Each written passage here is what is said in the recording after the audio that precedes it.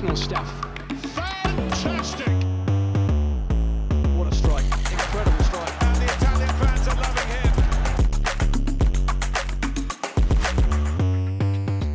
him. Or it's not Southgate's fault that Saka isn't creating, or those kind of things. It's not his fault. He just isn't giving them the platform to be the best. But I just think I think Nagelsmann could have done well with England.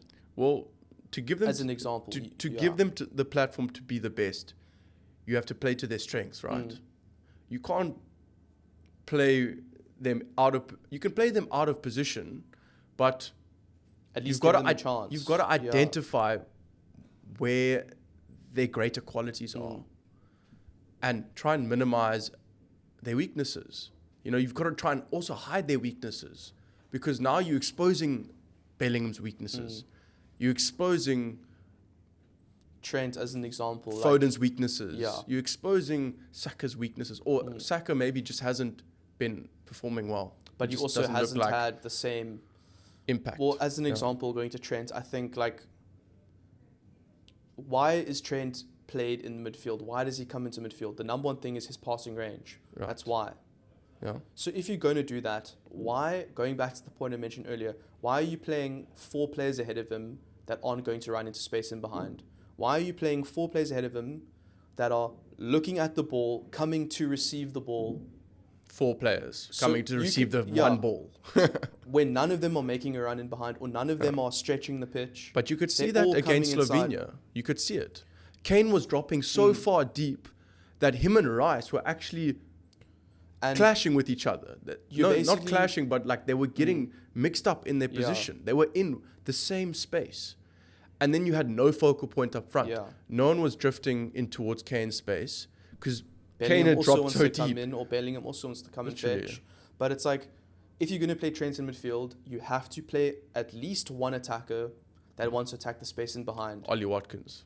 Or Ollie Watkins, Anthony Gordon. Or pick another attacker in the squad that'll do it. So if you're going to play Trent in midfield, it's a waste of time to then play Trent like he did and have every single player wanting to come fetch. Yeah. And then wanting to do combinations. Playing fetch like a dog. Passing straight, small passes in midfield. What is the point? Play Kobe Mainu or play Gallagher, even though Gallagher didn't really work. If you're going to do that, use a player that suits. 100%. Because even if Trent doesn't pass to Anthony Gordon running behind, he's stretched the defense and there's space for Kieran Trippier who's playing left back, or whoever's playing left back, or vice versa with Saka. Yeah. It's just you're literally hanging him out to dry and he's got no chance. Because he's doing what you're telling him to do. But he can't do what he's best at. Yeah, right. And I think if you're going to play like that, then you need to play like Man City with those players or you need to play like Arsenal and Man City. Get the best out of Foden, but Foden can't be playing on left wing.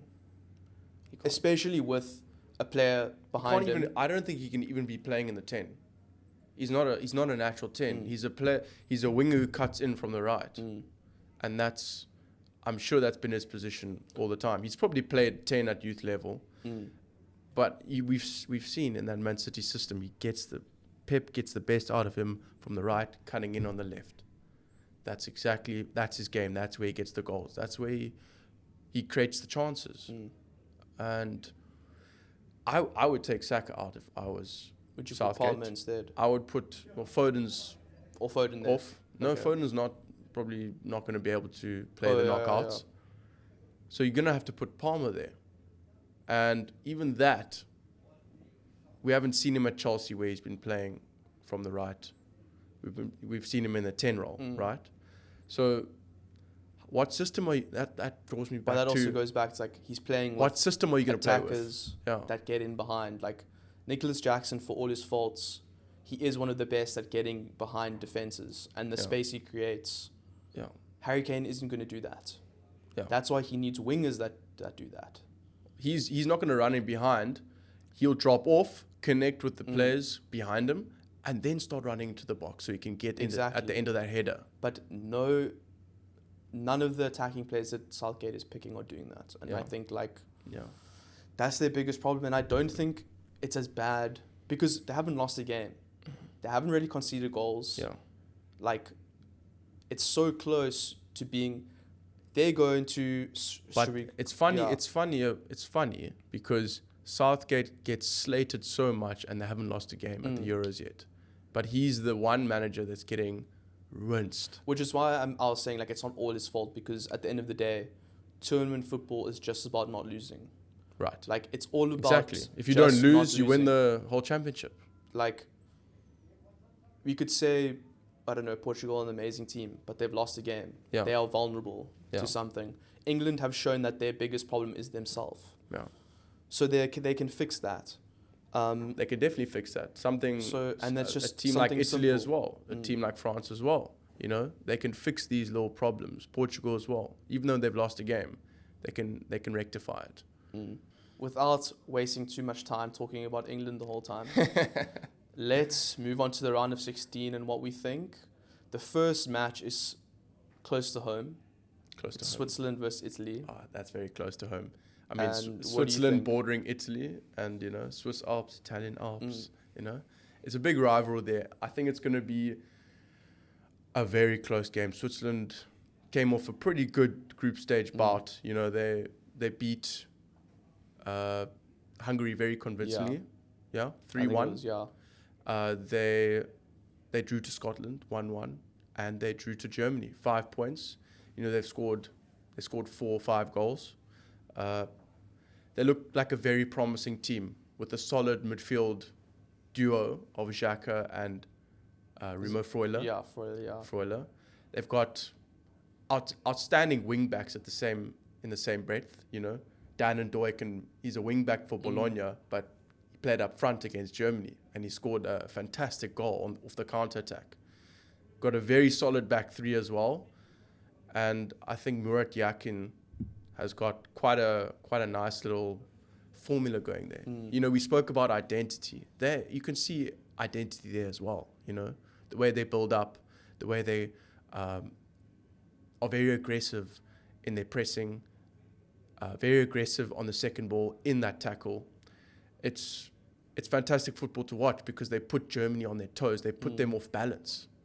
And to put the favourites like that, Germany, in their home ground off balance like that, Who hadn't been tested like that so far. they had not been tested at all. You know, ran away with that Scotland game.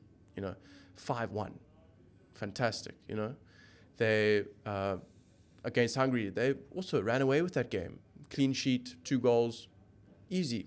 They thought everyone thought that last game was going to be almost like a walk in the park. Yeah, they were just cementing their unbeaten. But or that's like where their, underdog 9 mentality points. comes in. Switzerland. I mean, with Italy as well, they were put in the group of death. We talked about that a lot in the previous episode. Group of death with Spain, Croatia, and Albania. And, you know, Albania was surprising. very surprising, being one of Italy's one of their neighboring countries as well. You know, Croatia, Spain, Italy, and Albania are all within the same region geographically. And that was quite a group to dissect as well.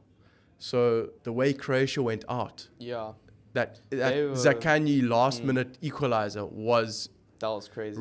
it was mind blowing. And also, It takes me back to insane 2006, bro. Insane finish. Takes me as well, back to when yeah. I was 6 years old, watching the 2006 World Cup.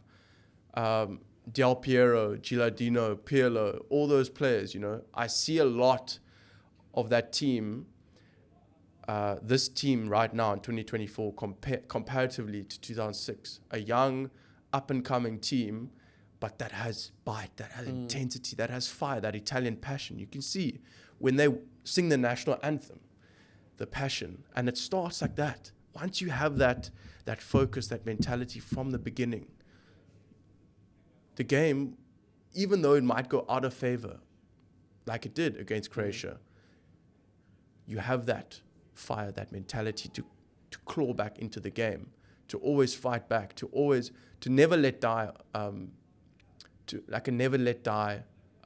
passion for the game.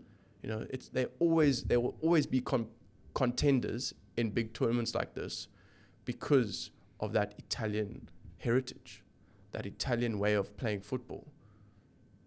No matter what system they get put in, 3-5-2 or 4-3-3 or 4-2-3-1, the way they're playing now, it's a war at the end of the day.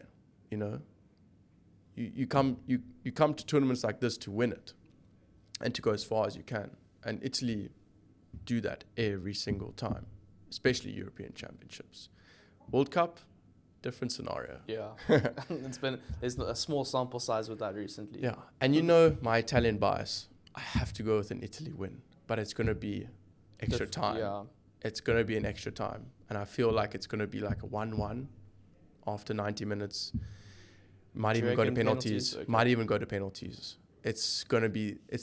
That was Italy's Euro 2020. It was penalties. Get to penalties. Get to penalties. See the game out. Game management is all what we're about. The Azzurri.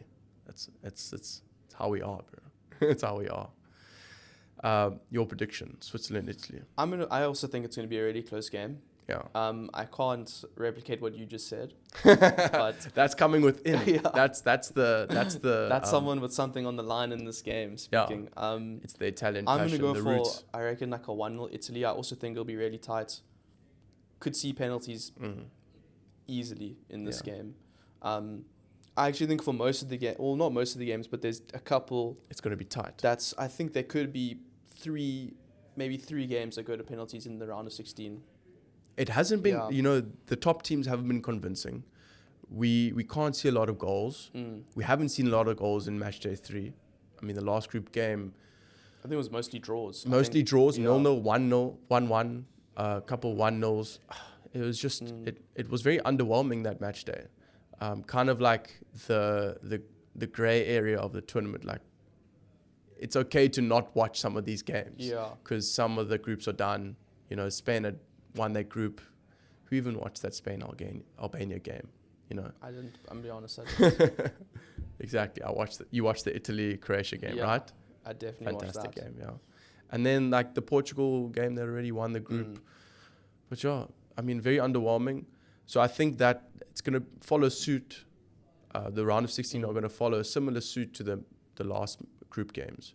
Very low scoring, as you say. Some go to penalties. Almost like whoever scores first is going through kind of thing. But also with that twist of how good is your bench going to be? What players are going to come onto the pitch and make a huge impact? And that's the big thing about tournament football.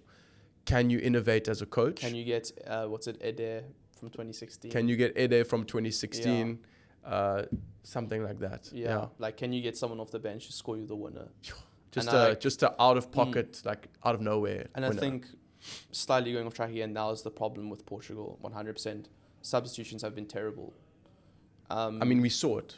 Last night we saw it. Their bench was just absolutely useless. I mean, they had everyone around Ronaldo that hadn't started a game in the Euros.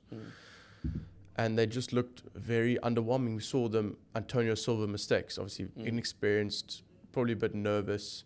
Definitely a bit nervous. I mean, it's like it's like the game you should start because there's nothing riding on it.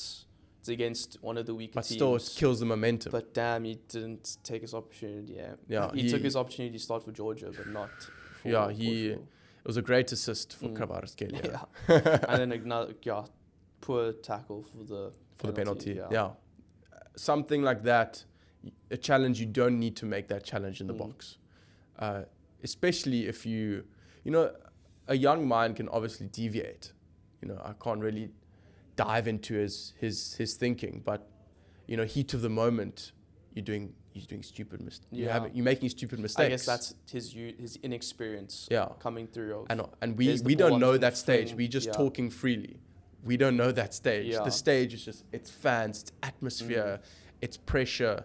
It's like the stakes are high. It's difficult. But it's a bad mistake. It's a bad mistake, and it can cost you, Luckily, it didn't. Your career. It cost them the game, but it cost them the game. But it can also nowadays, well, you make one mistake, and the media gets a grip of you. I had a friend on a group chat that was joking and said that he went from like 80 million to like 40 max. He halved his value. Yeah, because like if he didn't play that game, like everyone saying like this guy's so good. And that's the thing. Yeah. It's unnecessary behavior from fans. Like that, Nothing against your mate, nothing against whoever said that, but that changes trajectories of some youngsters' career.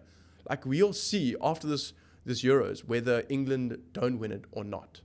We'll see how the trajectory of Jude Bellingham changes, how the trajectory of Bukayo Saka might change on an international stage. I guess it's kind of like World Cup. Enzo Fernandez, Portugal. I mean, like, you know, after that loss to Saudi Arabia for Argentina, no one's paying 120 mil for Enzo Fernandez. 3 or 4 games later, 5 or 6 teams can't wait. Exactly. So once he wins the young player, the Golden Ball, he won the Golden Boy or whatever. Golden Boy trophy. Like that, he won the Golden Boy trophy at the World Cup, and then skyrocketed just value. 6 months after being bought from South America, like the trajectory is crazy. But we're getting distracted again. Let's go for it. Germany versus Denmark. Germany versus Denmark. That's also going to be a very tough game for Germany. Denmark are just going to sit back, kind of. They have to just be very, very solid at the back. I think Germany is going to take that game. I agree. Denmark haven't been overly convincing, although they got that solid 1-1 draw against England. But we know it was an underwhelming England. And they drew 0-0 in their last group game against Serbia? Serbia. Yeah, very underwhelming Denmark side as well for me. Notoriously, there always are dark horses, but I think the defense has been good. It's an aging Denmark side. Their defense has been good. Christensen, Anderson, they've got some good players. Eriksen, solid. They've got some new youngsters like Højlund hasn't really had much to do. But I just think like Musiala has been playing really well. It's going to be too much. Wirtz, I don't think Denmark can contain those kind of players. They won't be able to. Because a player like Wirtz and Musiala, they tire you out because they're moving so much and they get the ball, they're committing defense. They're so young, they're so quick, their dribbling is exceptional. They take on ability. Because they have a player like Fulkrug off the bench, completely change the style of play, go target man kind of, mentality. Because he's still, he's still pretty mobile, but he has that change, that other option to Havertz. He's also got that ruthless finish on him. Like you've seen the power of his shot. He was so unlucky to not get that goal because that was a great shot that hit the post. But you saw his goal against Scotland and Switzerland. Absolute rockets. Yeah. Like that type of player can change the game for you. 100%. And I think Germany have a verse there, like they can change it up. If plan A is not working, they do have a plan B, which I think Denmark, because we know they're going to sit back, just try. They're going to 5 at the back. They're going to just do 5-3-1 or something. Make it through the bombardment. 5-3-2 or something. And then like that. Whatever is not working for Germany, they can change it up completely. Yeah. So I expect Denmark 5-4-1. Højlund up front. Similar to playing at United. Yeah, literally. I mean, they're just going to sit back. Germany are going to dominate possession. It's going to be difficult to penetrate that Denmark side, especially like we saw against Switzerland. I think they're going to have a similar sort of game against Switzerland, but I feel like Switzerland definitely have a bit more quality than Denmark. I also think that Germany will look at what they did wrong against Switzerland and tweak it a bit. 100%. I'm going 2-0 for Germany. Yeah, I'm going to go 2-0 as well. Okay. I agree with you. Spot on. Yeah. Nice. Then we have England versus Slovakia. That's England versus Slovakia. Okay. 2 underwhelming teams as well. A lot of ifs, yeah. With this type of fixture, you don't really know where it's going to go. You expect an England win? An England win? England have to win this game. They have to. There's no way they don't. Yeah. And that's why I'm saying my predictions on ifs, because, I mean, England are better than Slovakia. They are. Paper. Right? But on the day? Yeah, but that's the thing. England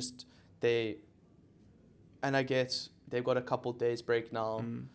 I feel like the noise is getting more and more and more, and like it's a huge test of character now for the England squad.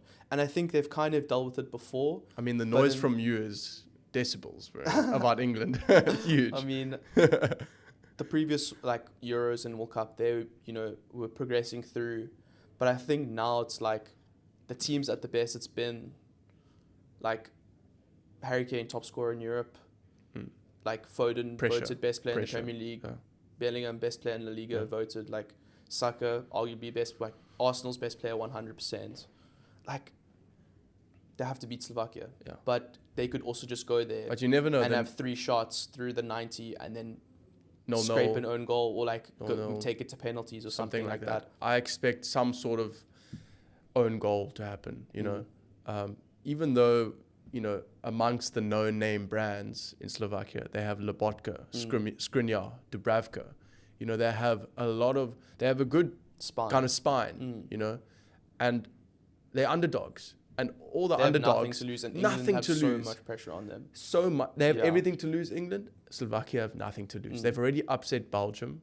They managed to, or they lost They're to probably Romania. happy that they're in the knockout stages. 100%. Yeah, 100%. They're going to be playing with complete freedom. Whereas we'll see, England could be playing with freedom if Southgate just chose a balanced, not even balanced, just a team that plays to the strengths of the squad. 100%.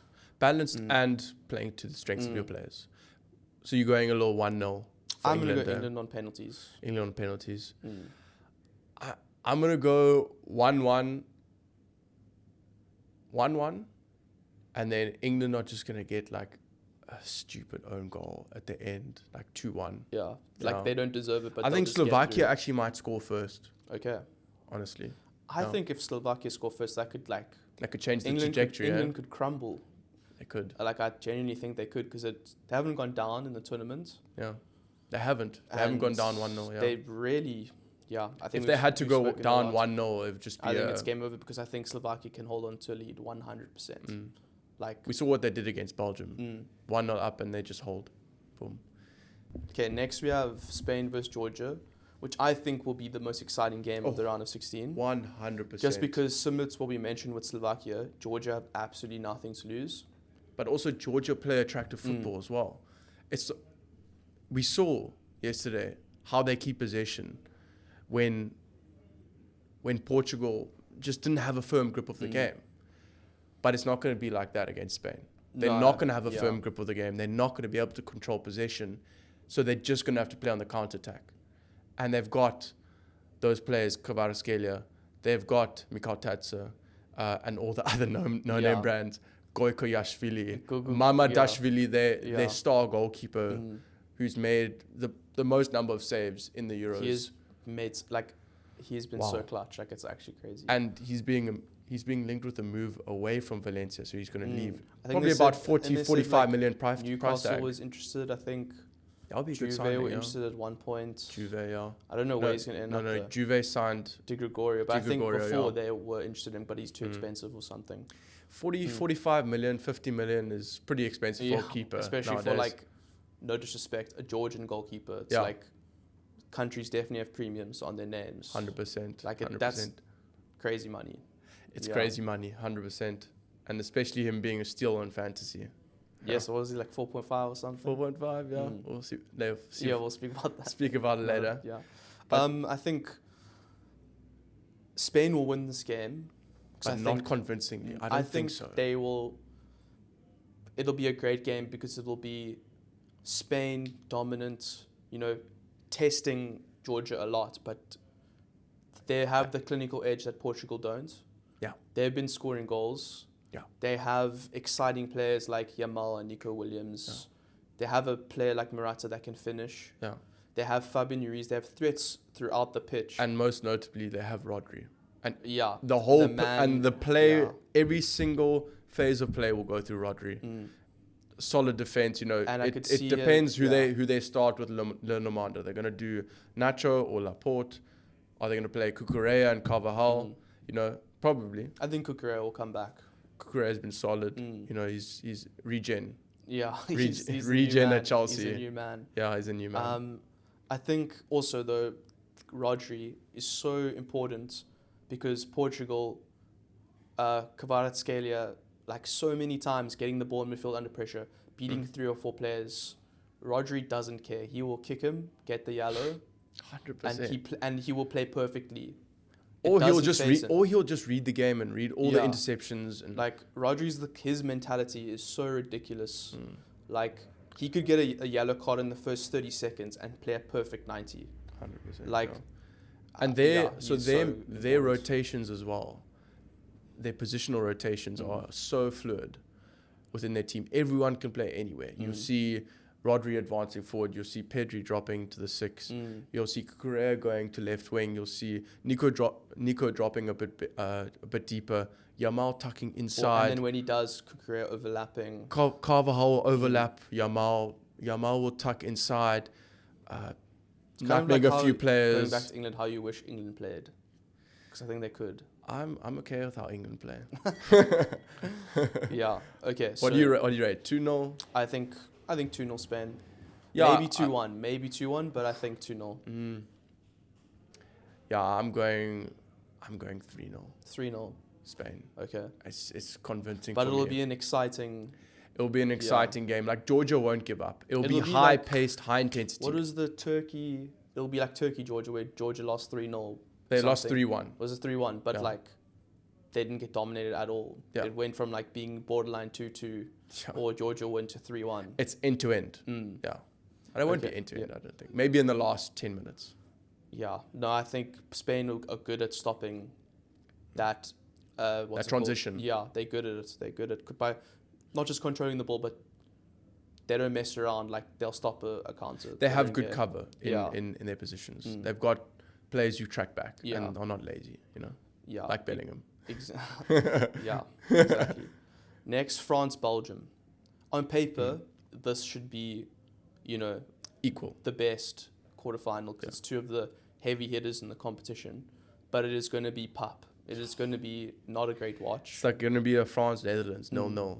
I honestly think Belgium have been terrible in my opinion. So Like, underwhelming. The most they've- underwhelming top team. I think In the that last the 10 group they years. had, they should have walked, and they ended second. Was it second? Second to Romania And it was on goal difference or something. on goal difference. On goal difference. De Bruyne, Lukaku, Trossard, Onana. Well, De Bruyne does everything for them, and He's then trying Lukaku so and hard, Trossard just yeah. can't finish. Or Trossard Or Doku. doesn't even, is Yeah. not even on. I think Doku and De Bruyne have been their best two players. Doku gets the ball and he's trying something and he's running at defenders and he's trying to create space. But Belgium's finishing has just been so bad. Their attacking is just Everything been is so bad. there, like, everything is there for them to score the goal. They just can't put it in the back of the Yeah. net. It's a situation where you're just so low on confidence, you need the ball to ripple the net. Once that ball ripples the net, floodgates will open naturally. But in the same breath, they are leaky at the back. They don't have quality that at right the back. side with Vote Fias is like Vote he is fast, a Vertonghen at championship. left back, not He's a good. championship defender. Like Yeah. no disrespect to him, but like he's a championship level defender playing for Leicester City.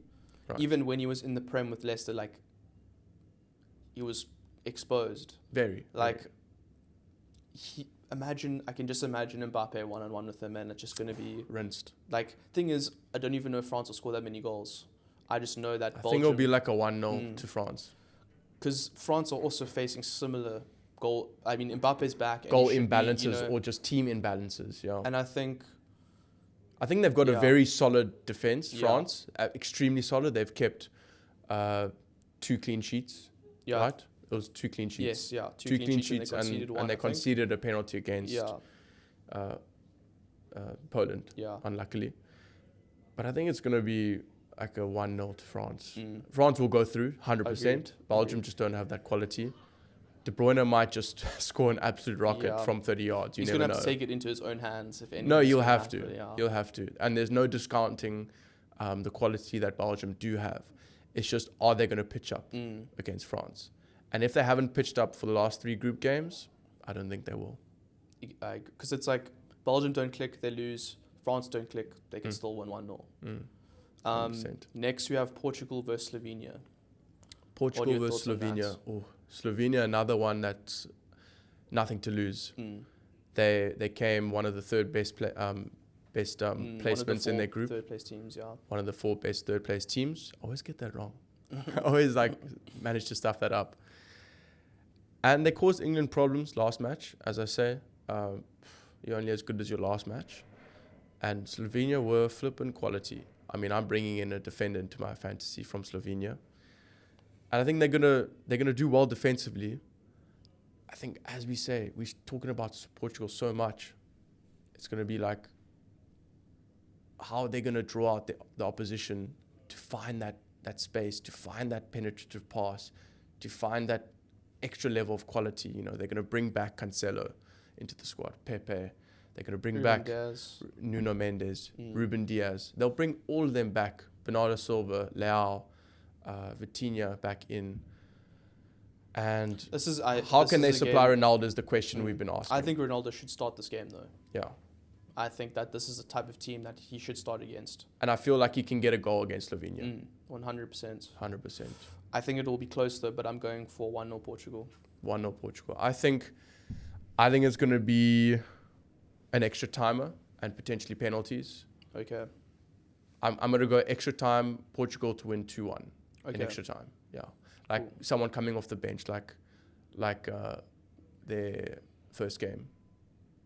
Like Jota, but it was disallowed, and then no, Consensao when he scored. Consensao. So someone maybe coming off the bench, like a youngster, you know, maybe Jean Neves to just score an absolute screamer, something like that from that youngster from Benfica. Yeah, you never know. Also like Enzo Fernandez, 120 more. Really. Yeah, next gen. If he scores a banger, his value goes up 1,000%. Chelsea's lined up already. 100%. 100%. The second last one we have is Romania versus Netherlands. I think don't know how this is gonna go.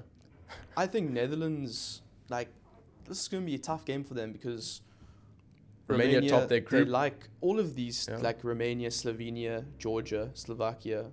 They're all underdogs. They've nothing to lose crazy, teams. Like they've scored goals. They haven't been blown away by anyone. And Romania, Netherlands, attacking-wise, similar. Struggling. Really not... I don't really think they have great attacking players. I really don't back Memphis that much. No disrespect that goal to the guy, was unreal, though. Yeah, but I think to rely on Memphis, you can't. Look, I think they have a well-balanced enough team to get over the line against Romania. They should beat Romania, yeah. But they've got quality all around. They're vulnerable to a 2-1 loss. To a Romanian counter-attack. You know, I'm not sure how Romania play, but I know they have been scoring bangers. They've been scoring out-the-box goals. And so they have a quality... Their 3 goals against Ukraine were all, ridiculous. They have quality. Yeah. And they're going to pitch up for a big game like this. Underdog mentality. We could easily see an upset here. It's hard to go against... I think for all of these, it's difficult to vote against the favourites. On paper, you look at all of the ones we've said, and you have to you can't predict Romania are going to beat Netherlands because you look at the squads, you look at the performances, and yes, Romania have been better than we have expected, but Netherlands haven't been completely terrible. Right.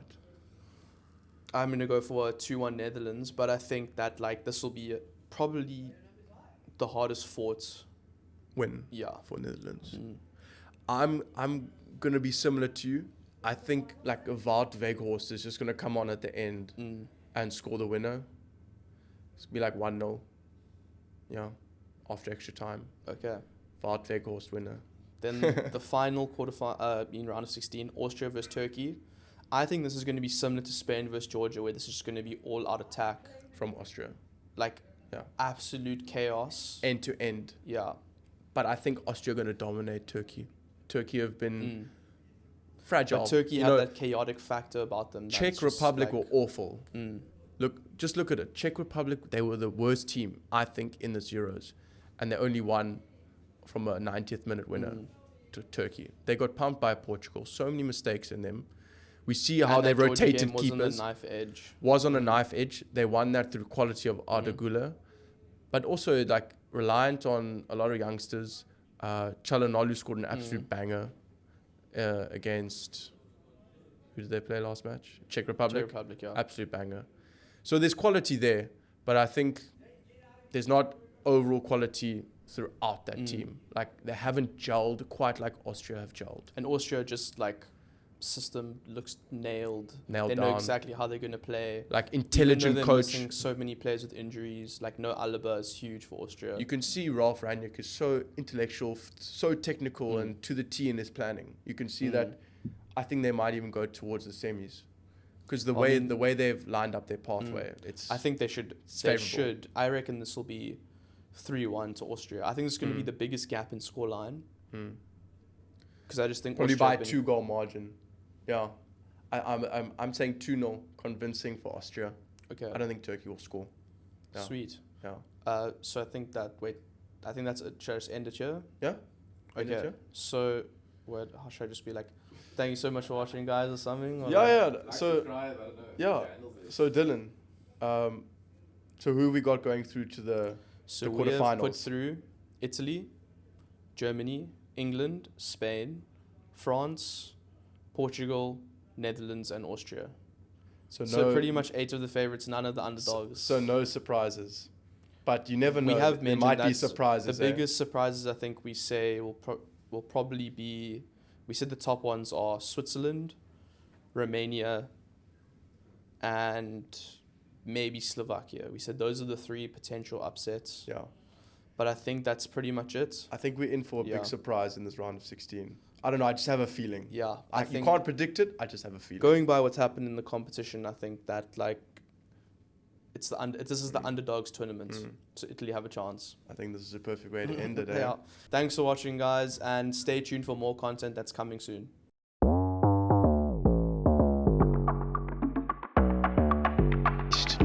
Sensational stuff. Fantastic.